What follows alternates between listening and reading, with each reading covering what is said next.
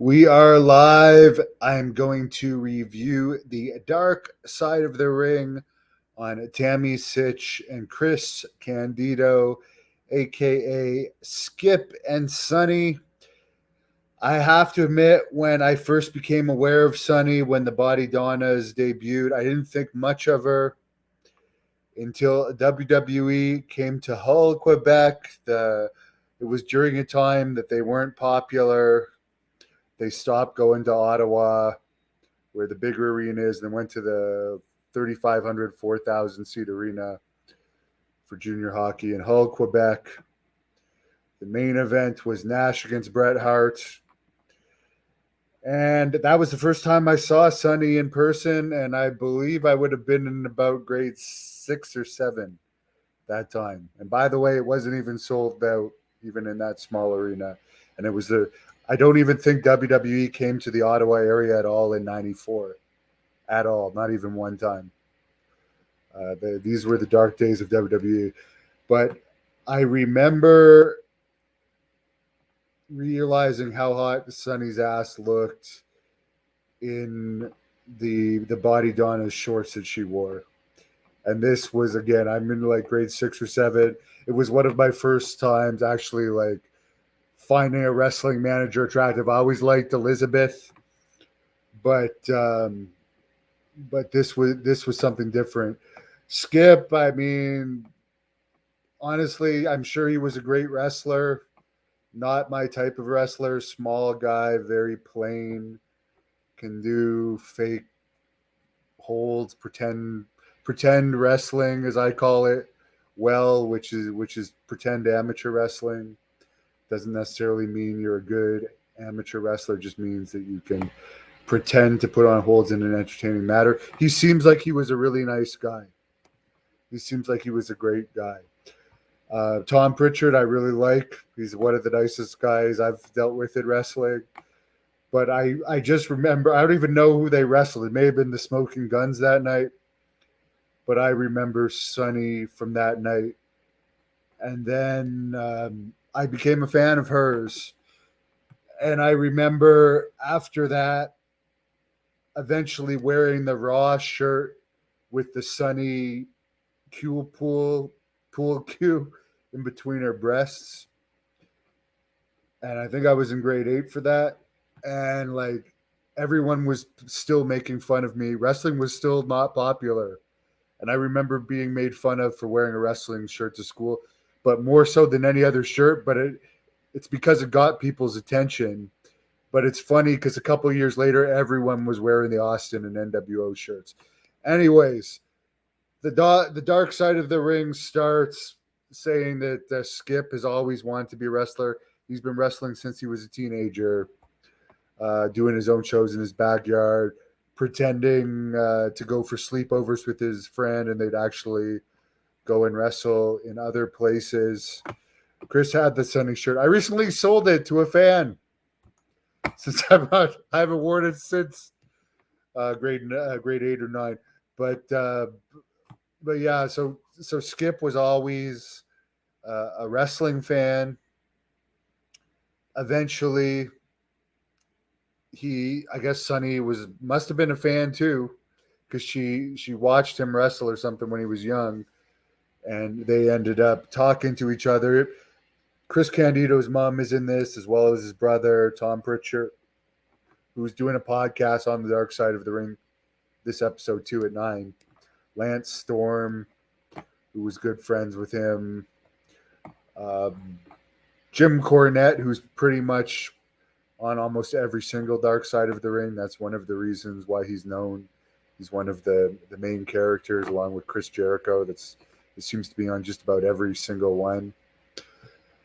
Anyways, they tell a story that Chris Candido ditched his girlfriend at the prom to leave with Sonny, who showed up at his prom in a Cadillac or something, and they were very close. Jim Cornette says when he hired him for Smoky Mountain Wrestling, the failed company that he ran for about 4 years with someone else's money, he noticed And he had a good eye for talent. I'm not going to deny that. He noticed that there could be something with Sunny, who was extremely attractive in those days, and suggested making her a manager for Chris Candido. He had connections with WWE in those days. I don't know exactly when he got in the booking committee in WWE, but it was somewhere around that time he started to get a lot of Smoky Mountain wrestling people booked. And there's no doubt that he had something to do with them getting in WWE. They started with this Body Donna's gimmick. I don't know who was booking at this time. I don't know if it was Bruce Pritchard. I don't know how much Cornette had to do with it at this time. Vince and Pat Patterson. I really don't know. People can correct me. But Cornette even admits it was a terrible gimmick. Sunny was the only one that got over. At some point in time, Sunny started having sex with Shawn Michaels. There's other wrestlers in the WWE that she had sex with that have personally told me that they had sex with her during that time. That I'm not going to get heat with them. One of them's dead. Actually, two of them are dead, but one of the two didn't personally tell me, but it's well known. There's always been the rumor that Bret Hart also slept with Sunny. We know she slept with a lot of people.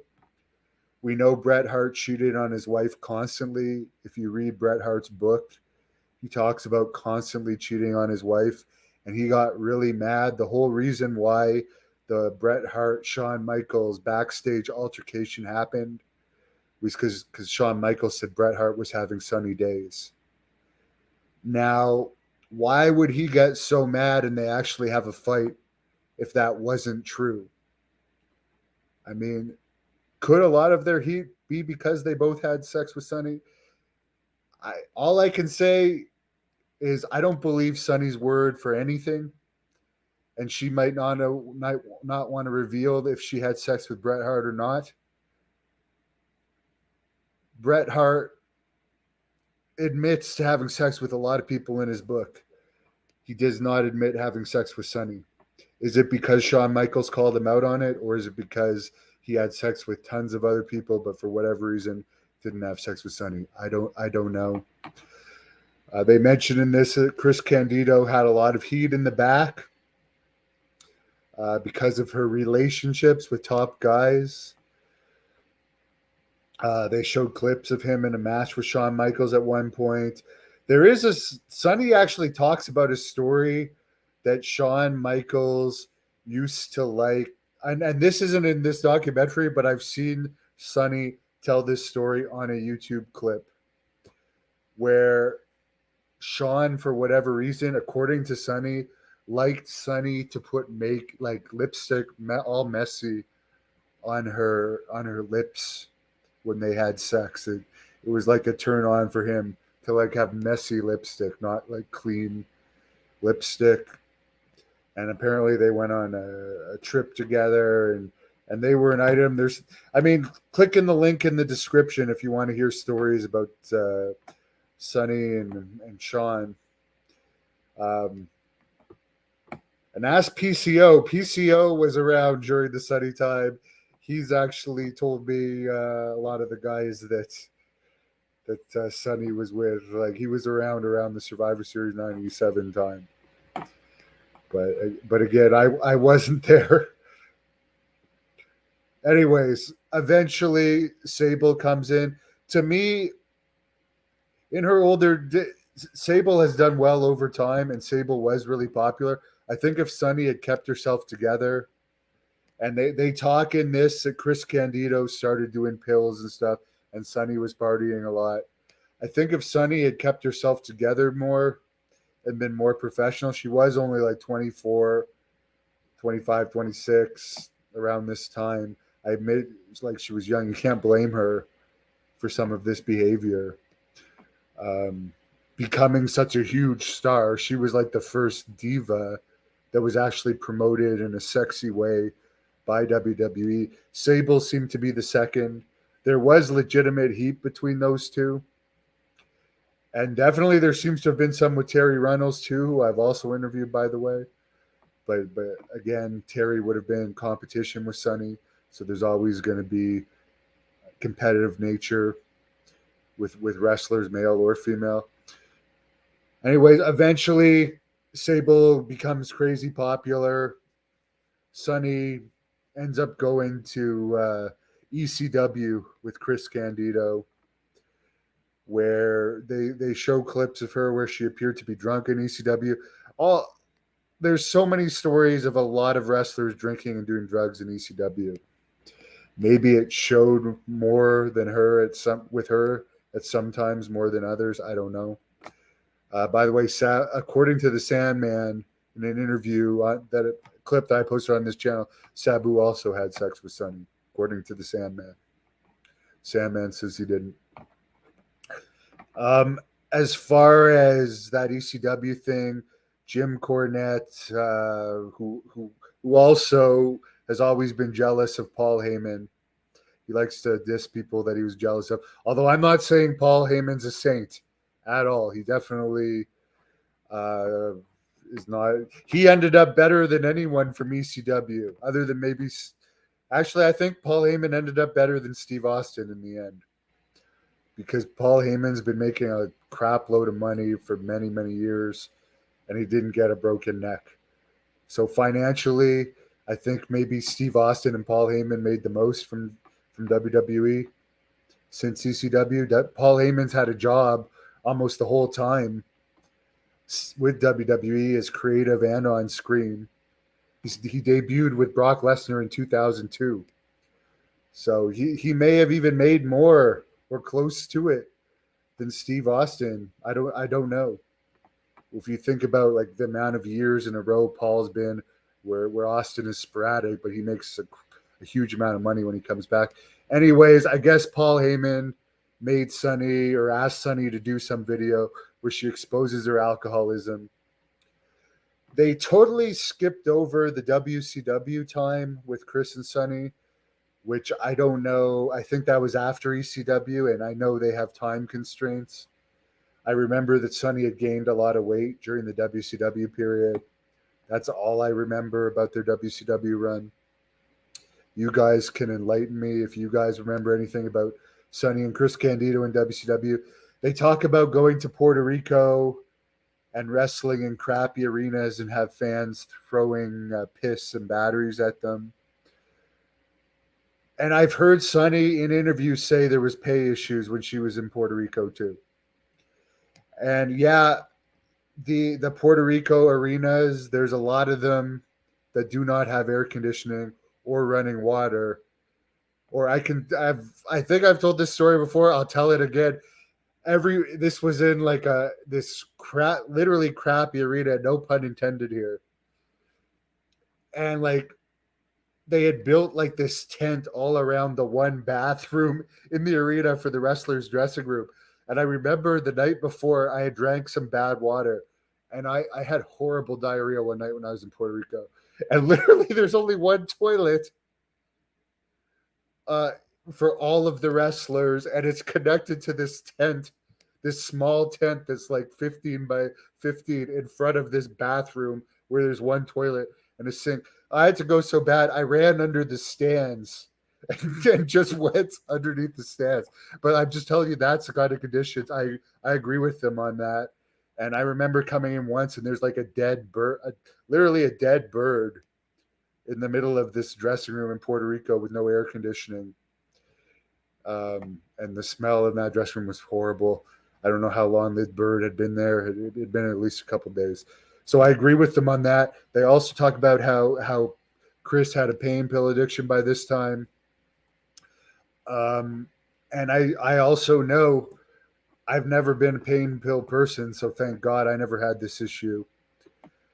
But you don't need a prescription to get pain pills in Puerto Rico. You don't need a prescription. I don't know if it's changed now in 2023, but when I was there from 2005 to 2008, you just walk into most pharmacies, and like if you're sick, for instance, because I got sick down there a few times due to bad water and so forth, I would just say, these are my symptoms, give me this. But if you were like my roommate there that I won't mention that was a Soma addict, they would just give him tons of Somas. One guy, Bison Smith, who only came in here and there, I believe he died related to mixing Somas and cocaine or something. But he was a big time Soma addict as well. But he would only come in and out.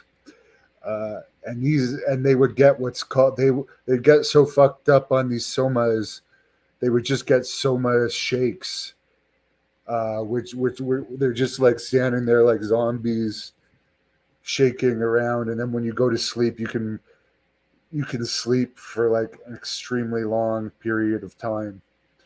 And sometimes when you're under the influence of Somas, you can go walking, apparently.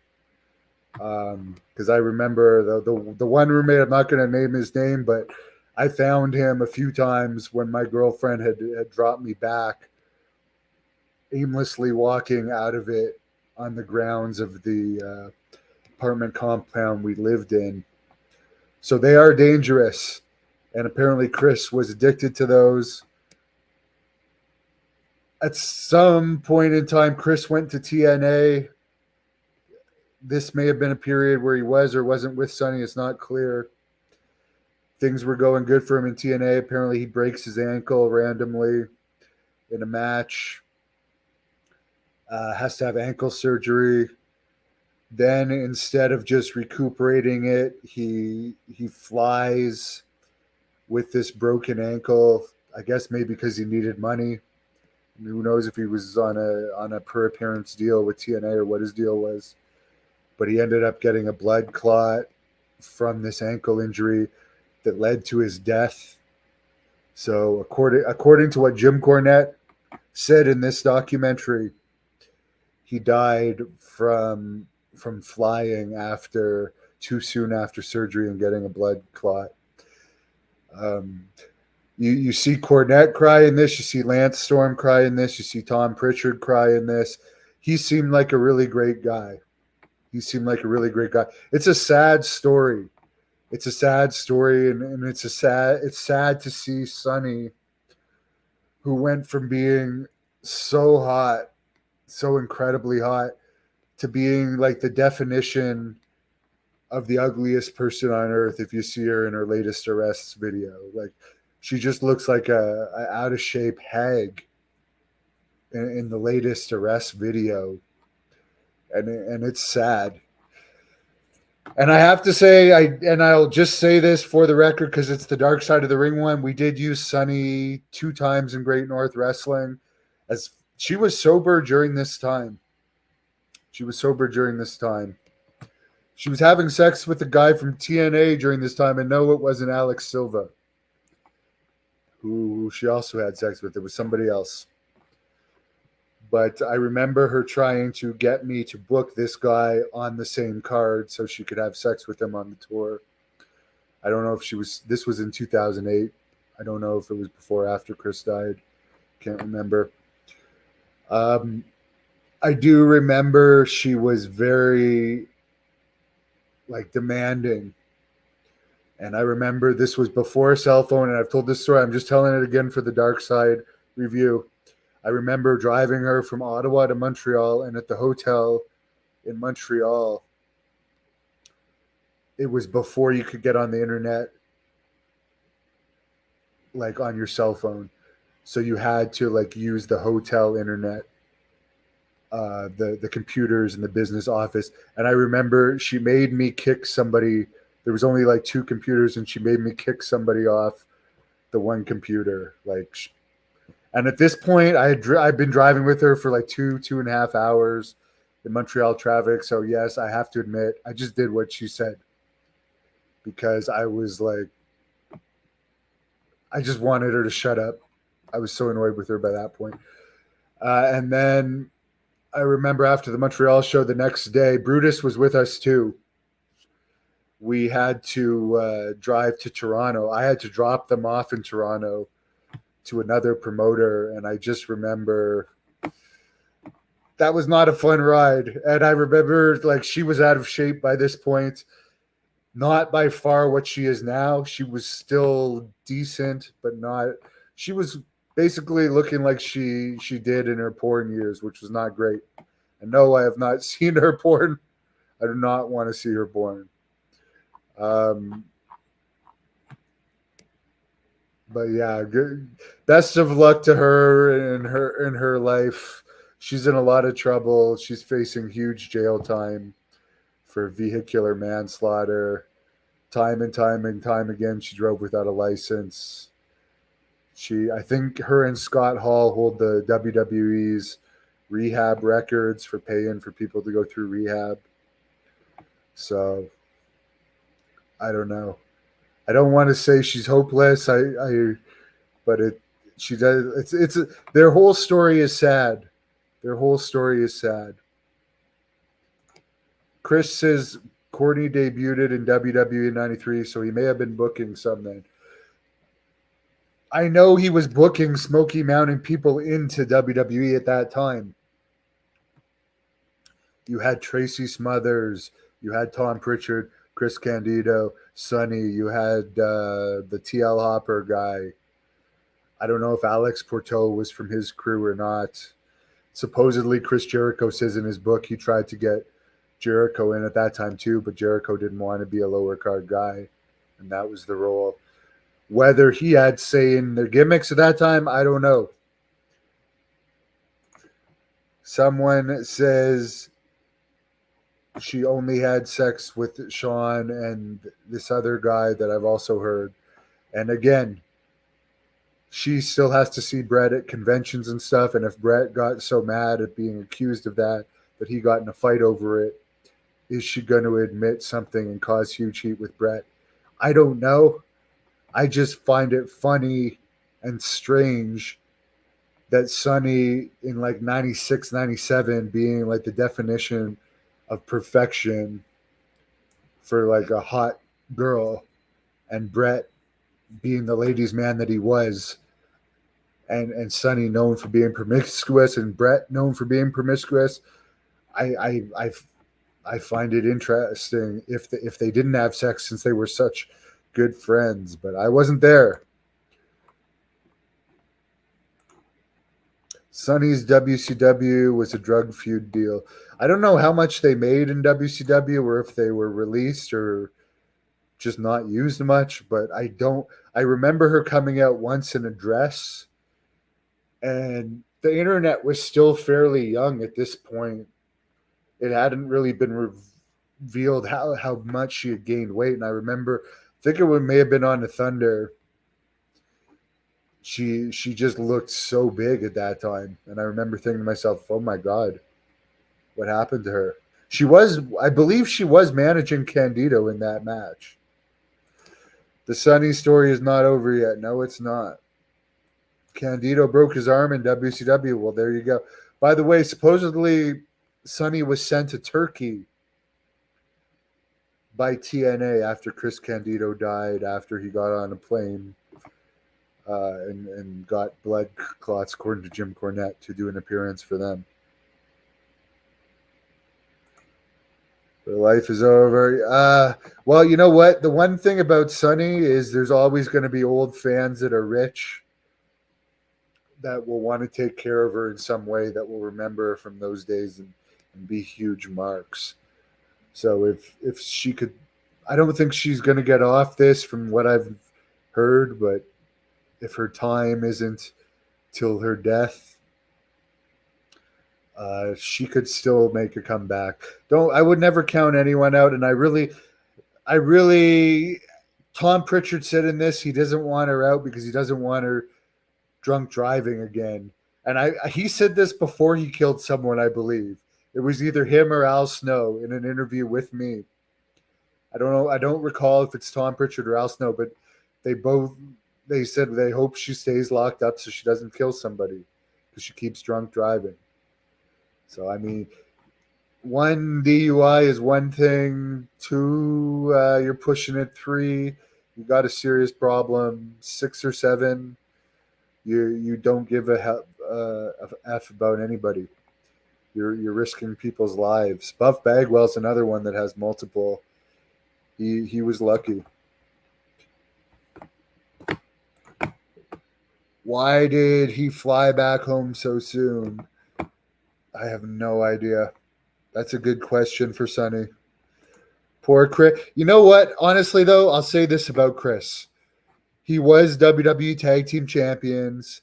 He made it in wrestling young. He got to be in ECW, WWE, WCW, and he was having sex with Sunny when she was the hottest through her late teens. She got in her worst years after he died. So this guy, I mean, yes, he had his issues, but he did not have a bad life overall. How many people during Sunny's prime, and maybe this is why he didn't care if others were fucking her, or he cared but was willing to overlook it because she was so hot, and he probably didn't think he could get another girl that hot, and also loved her. But I mean, there you go, Chris. I don't know if he made it as a superstar, but he got to compete in all the top promotions and wrestle for a living and have an extremely hot girlfriend.